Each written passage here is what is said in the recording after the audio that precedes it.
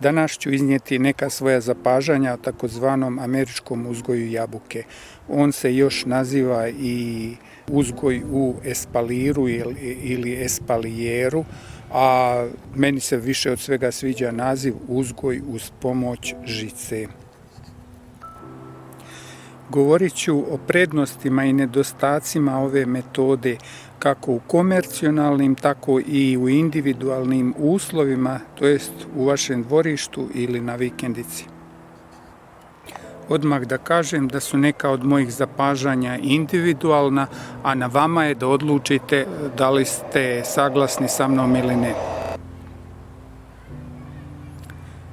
Da li ste se ikada zapitali zbog čega su potrebne žice u voćnjaku? Odgovor na ovo pitanje je veoma prost. Sve voćke u ovakvim tipovima voćnjaka su kalemljene na takozvane patuljaste podloge tipa M9 ili B9, koje ne dozvoljavaju stablu voćke da se razvije u visinu veću od 2 metra. Sadnice kalemljene na ovakvoj vrsti podloge nikada neće biti u mogućnosti da stoje samostalno, jer bi mogle da budu polomljene bilo od udara vjetra ili od težine svojih plodova. Zbog toga do kraja života zahtijevaju odgovarajuću potporu, bilo u kolju ili stubovima i žici. Pa kad je sve tako loše, zašto uopšte da se bakćemo sa ovakvim načinom uzgoja? Osnovna prednost patuljastih podloga je u tome što daju prinose već u prvoj godini sadnje u vašem voćnjaku, a značajniji rod dospijeva u 2. i 3. sezoni. Ova činjenica je posebno značajna za velike komercionalne proizvođače koji od banke podignu kredit i ne mogu da čekaju 5 do 7 godina da bi im njihov voćnjak počeo otplaćivati dugove. Prosječno rastojanje voćnih jedinica u komercijalnoj proizvodnji je oko 90 cm, pa se na taj način po jednom hektaru može zasaditi 3300 stabala. Ovo znači da za ovakav način sadnje morate kupiti 4 do 5 puta više sadnica nego za konvencionalnu proizvodnju. Ali, kada se izvede konačna kalkulacija, ispada da ovakav način proizvodnje daje značajne uštede na zemljišnim resursima, na navodnjavanju, to jest količini crijeva koje morate da ugradite, količini protivgradnih mreža koje ugrađujete, ali ne treba zanemariti ni troškove mehanizacije kao i količinu pesticida po hektaru. Kada se naprave sve računice, ispostavi se da je ovakav način uzgoja jabuka, krušaka, trešanja i tako dalje najpovoljniji i najekonomičniji za komercijalnu proizvodnju. Treba posebno naglasiti da nisu sve sorte voća pogodne za uzgoj na ovakav način.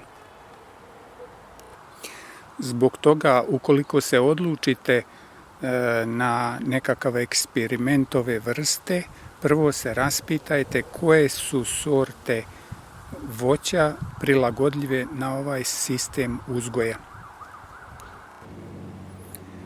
Individualni proizvođači se odlučuju na ovakav način sadnje voćki, uglavnom zbog nedostatka prostora.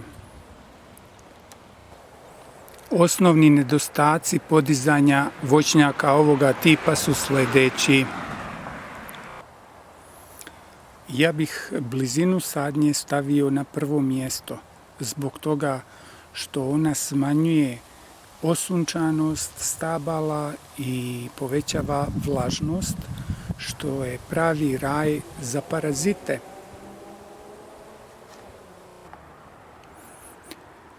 Da bi riješili ovaj problem, vlasnici komercijalnih zasada pršću svoje voćke opasnom hemijom i po 30 puta u toku jedne sezone. Na taj način vi jedete jabuke koje sadrže izvjesne količine pesticida koji se akumuliraju u vašem organizmu i možete zbog toga da imate značajne posljedice. Ne znam da li vam je poznato, ali u posljednjih 70 godina količina vitamina, minerala i ostalih hranjivih sastojaka u jabuci se smanjila za 50%. Ovo je zbog toga što se danas svi voćnjaci, uključujući oni amaterski, intenzivno navodnjavaju, pa jabuke postaju veće zbog količine vode koju mogu da apsorbuju. Orezivanje voćnjaka je sljedeći veoma važan problem. Radi održavanja nivoa rodnosti, bočne grane moraju da se orezuju svake 3 godine. Ovakav koncept zahtijeva posebno obučenu radnu snagu. Evo i nekoliko savjeta za one koji se odluče za ovakvu vrstu sadnje na vikendici ili u okućnici. Nipošto nemojte koristiti M9 podlogu koja je podložna raku voćki. Umjesto nje koristite B9, Badagovski 9 ili neku drugu. Izbjegavajte bujne vrste.